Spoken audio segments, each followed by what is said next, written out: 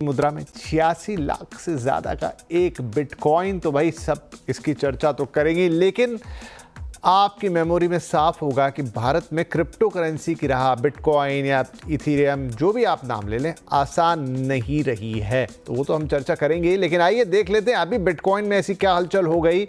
1 लाख के अलावा जो इतनी बात हो रही है, तो भाव जो है ये $1,03,000 के भी पार जा चुका है। ये इसका हाईएस्ट है जो इसने टच किया है।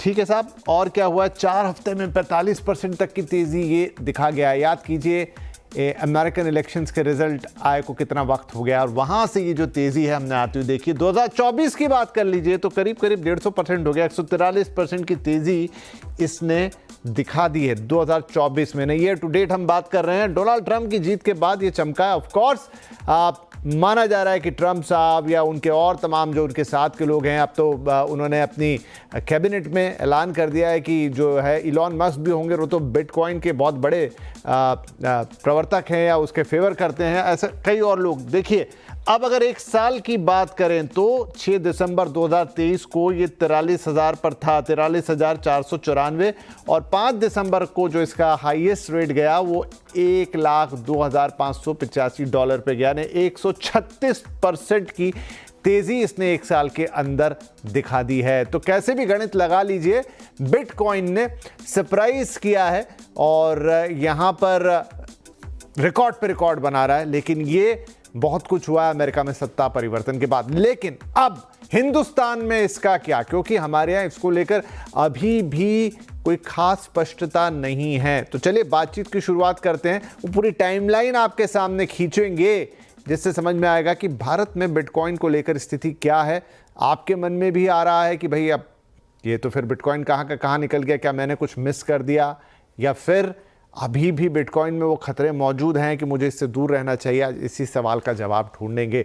हमारे साथ कार्यक्रम में शामिल हो रहे हैं कॉइन DCX के CEO सुमित गुप्ता, रिफ्लेक्सिकल के फाउंडर और क्रिप्टो एक्सपर्ट अजीत खुराना साहब, और देश के जाने माने टैक्स एक्सपर्ट और KCC ग्रुप के फाउंडर शरद कोहली साहब। आप तीनों का बहुत बहुत स्वागत है। तीनों जाने माने चेहरे और अक्सर हम इनसे बातचीत करते रहते हैं, लेकिन सबसे पहले हम सुमित के पास आते हैं। सुमित, इस तेजी के पीछे एक बड़ी वजह तो जो हमें दिख रही है, अमेरिका में चुनाव होना, डोनाल्ड ट्रंप का आना, वहीं से सब कुछ घूमा है। लेकिन वो दिन कोई भूला नहीं है जब वो बड़ा सा एक्सचेंज धराशायी हो गया था। उसके बाद जो क्रैश हुआ था, अब डोनाल्ड ट्रंप आ गए हैं, अब ये फिर से चढ़ गया है। कैसे समझे इसको? मतलब इतनी वोलेटिलिटी और उसमें इतनी तेजी, तो किस तरफ आदमी देखे, कहाँ देखे कि उसको समझ में आए कि मुझे करना क्या है? श्योर, आई थिंक सबसे पहले आप बोल रहे थे कि काफी सरप्राइजिंग था। एक्चुअली अगर आप उनसे बात करें जो इस इंडस्ट्री में काफी टाइम से, उनके लिए सरप्राइजिंग नहीं था। एक्चुअली काफी टाइम से लोग वेट कर रहे थे और एक्चुअली मान रहे थे कि ये होगा। बहुत टाइम से आई थिंक ये इम्पेंडिंग भी था, बिकॉज बहुत सारी चीजें एक साथ आ रही हैं। पहली बात, जैसे आपने बोला, ट्रम्प जी का इलेक्शन जीतना सबसे बड़ा मूवमेंट है। दूसरी बात, हर 4 साल में बिटकॉइन की हाल्विंग होती है। तो हाल्विंग के बाद अक्सर अगर आप राइट फ्रॉम द स्टार्ट 2009 से देखेंगे, हर इलेक्शन के बाद बिटकॉइन में तेजी दिखी है। इस बार भी लोग एक्सपेक्ट कर रहे थे कि नवंबर के बाद बिटकॉइन में तेजी दिखेगी, और जो कि दिखी भी है। वो एक बहुत बड़ा फैक्टर रहा इस रैली में है। और एक तीसरी चीज जो हम देखेंगे, 2024 में ना इंस्टीट्यूशंस बहुत तेजी से बिटकॉइन में आए हैं, इन्वेस्ट कर रहे हैं। ETFs अप्रूव हुए हैं US में। और जैसा कि मैं देखता हूं कि इसमें जो पहले एक रेगुलेटरी अनसर्टेनिटी थी, वो अभी काफी हद तक क्लियर होते दिख रही है। US इनफैक्ट उस वहां तक पहुंच गया है कि वो बोल रहा है कि हम क्रिप्टो कैपिटल बनाएंगे, US को, अमेरिका को क्रिप्टो कैपिटल बनाएंगे। तो जब ऐसे स्टेटमेंट्स आप प्रेसिडेंट इलेक्ट से सुनने को मिलते हैं, तो ऑटोमेटिकली वहां पे जो सबसे बड़ा देश है, वहां पे जो इंस्टीट्यूशंस हैं, वो इसमें एक्सपोजर लेना चाहते हैं, वो इन्वेस्ट करना चाहते हैं, जो कि प्राइस में दिख रहा है। तो अगर आप मेरे से पूछेंगे, ये काफी प्रिडिक्टेबल था, काफी हाई कॉन्फिडेंस था कि ये रैली आने वाली है, और जब ट्रंप जीते तो दिखी भी हमें। तो अजीत साहब, जैसे उन्होंने कहा कि ट्रंप साहब जीते, हमें दिखी, बिटकॉइन के हॉल्विंग की उन्होंने बातचीत की, साथ में उन्होंने कहा कि ये प्रेडिक्टेबल था। तो फिर कहीं अगर कोई सत्ता चेंज होती है, फिर कहीं अगर कुछ बदलाव होता है, तो इतनी अनप्रेडिक्टेबिलिटी फिर से खड़ी होगी कि ऐसा नहीं होगा? जब जो बाइडेन प्रेसिडेंशियल कैंडिडेट थे, मतलब कमला हैरिस से पहले, तभी भी बिटकॉइन $72,000 पार कर चुका था। तो तभी मतलब वो ट्रंप का इतना फैक्टर नहीं था। दूसरी चीज कि कोई एक फैक्टर जरूर अफेक्ट कर सकता है। फॉर एग्जांपल, जो डोनाल्ड ट्रंप जी ने हमें बहुत उम्मीदें दी हैं क्रिप्टो के बारे में, और समझो वो खरी नहीं निकलती या उनका ध्यान इससे हट जाता है, तो ये भी एक नेगेटिव फैक्टर होगा। लेकिन किसी एक फैक्टर से बात बढ़ या घट नहीं रही।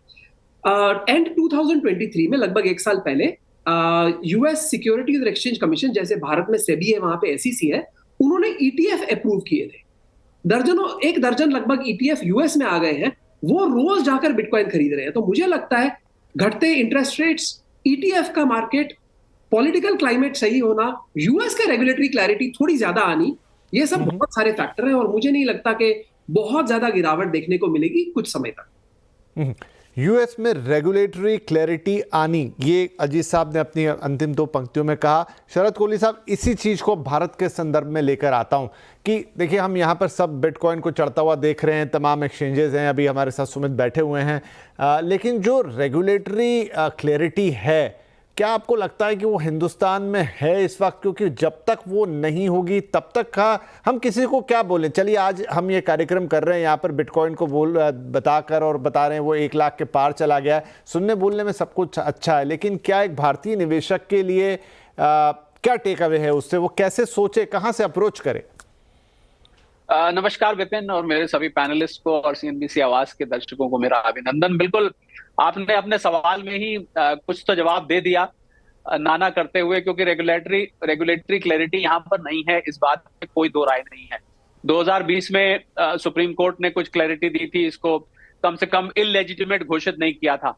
पर यह भी तो सच है विपिन के रिजर्व बैंक ऑफ इंडिया बिल्कुल क्रिप्टो करेंसी के खिलाफ है। हम कई दफे ये स्टेटमेंट सुन चुके हैं, और दो पिलर्स खड़े हो गए हैं पूरे के पूरे सरकारी तंत्र में। एक तरफ रिजर्व बैंक है जो कि बिल्कुल इससे अपना मुंह मोड़ना चाहता है, पर क्योंकि रेगुलेटरी आरबीआई जो है वो लॉज नहीं बनाता है।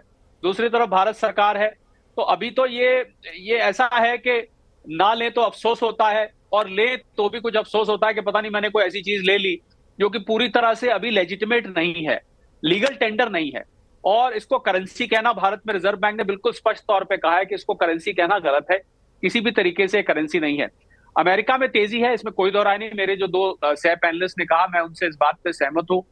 पर जिस कारण से विपिन ये बढ़ा है, वही कारण मुझे चिंता में डालता है। अगर हम ट्रंप साहब की बात करें, हालांकि उन्होंने और कारण भी गिनवाए जो कि ठीक है, तो ट्रंप साहब बहुत अनप्रिडिक्टेबल भी हैं, विद ड्यू रिस्पेक्ट। और कल को उन्होंने कोई ऐसी स्टेटमेंट दे दी जो कि इसके खिलाफ है, तो वो एकदम चली जाएगी। दूसरा, हम क्योंकि भारतीय परिप्रेक्ष्य में बात कर रहे हैं विपिन, तो भारत सरकार से जब तक क्लैरिटी नहीं आती, मान लीजिए भारतीय कोई निवेश कर भी देता है और सपोज $1 लाख का ये कल को $1.25 लाख, $1.5 लाख हो भी जाता है, और कल को आपको उसके रेमिटेंस में, उसके पैसे लेने में, उसकी वॉलेट की हैंडलिंग में, किसी चीज में अगर दिक्कत आती है, फिर सिक्योरिटी रिलेटेड इशू, मेरे पास तो दर्जनों केसेस सुनने में आए विपिन, जहां पर उनका वॉलेट में से चोरी हो गया सामान, मैं सामान यहाँ क्रिप्टो करेंसी को कह रहा हूं, उनके वॉलेट में से निकल गया, उनको पता नहीं लगा। ऐसे भी बहुत सारे केसेस सुनने में आए जहां पर कि वो काम ही नहीं किया, उनका पता लगा कि उनका वॉलेट ही काम नहीं कर रहा है, वो फोन खो गया।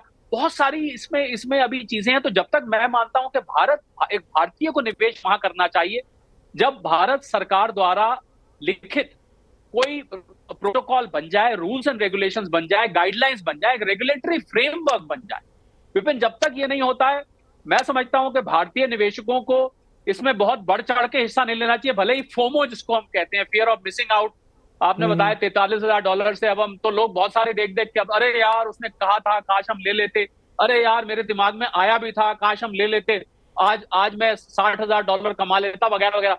मैं समझता हूं इस चीज को नहीं देखना चाहिए, क्योंकि जितना अपसाइड रिस्क है विपिन, उतना ही डाउनसाइड रिस्क भी। और सबसे बड़ी बात जो मुझे परेशान करती है क्रिप्टो करेंसी में, बिटकॉइन की बात हो रही है, बाकी एथेरियम है, बाइनेंस कॉइन है, जितने भी हैं, मैं उनकी बात कर रहा हूं कि ये एक न्यूज ड्रिवन एसेट है, और इसको वर्चुअल डिजिटल एसेट में भले इंक्लूड कर दिया गया है, पर खबरों के आधार पर चलता है। आप हम लोग सीएनबीसी आवाज पर ज्यादा समय स्टॉक मार्केट पर बिताते हैं विपिन। एक कंपनी है, उसका एक ऑफिस है, उसकी एक बैलेंस शीट है, उसके फंडामेंटल्स हैं, उसमें आप पीई रेशियो निकालते हैं, बुक वैल्यू निकालते हैं, हम कंपनी की सेल्स देखते हैं। यहां पर क्या है? यहां पर आपके पास सिर्फ एक न्यूज फ्लो है। कोई अच्छी खबर आई तो ऊपर चल पड़ा, कोई बुरी खबर, हालांकि मैं ये नहीं कहता कि स्टॉक मार्केट अच्छी खबर बुरी खबर पे ऊपर नीचे नहीं जाती है, परंतु उसके पीछे फंडामेंटल्स भी हैं। पर यहां पर विपिन मुझे उतने फंडामेंटल्स मजबूत तरीके से दिखाई नहीं देते हैं। तो उस वजह से मुझे लगता है कि इन दो कारणों से मैं चाहूंगा कि इन्वेस्टर्स, आप थोड़ा बहुत स्वाद चखना चाहते हैं तो अलग बात है, पर मैं बहुत ज्यादा इसके फेवर में विपिन नहीं रहूंगा। अलाउ मी टू प्ले, एक डेविल्स एडवोकेट होता है आपके शो में। नहीं, तो मैं थोड़ा सा इससे जी मैं जी थोड़ा इससे बिल्कुल दूर रहने की सलाह देता हूं आपको, सच पूछें तो दिल की बात बता रहा हूं। ठीक है। नहीं, यहाँ हम तीनों ही लोग हैं, दो ऐसे मेंबरान हैं जो कि एक बिटकॉइन का एक्सचेंज चला रहे हैं, एक बिटकॉइन के बड़े एक्सपर्ट हैं और खुद उसके बड़े एक पुरोधा रहे हैं, बहुत पहले से उस पर काम कर रहे हैं। और आपकी भी एक राय है, आप देश के जाने माने टैक्स एक्सपर्ट हैं, और यही तो हम दर्शकों तक एक विवेकपूर्ण चीज़ पहुंचा रहे हैं।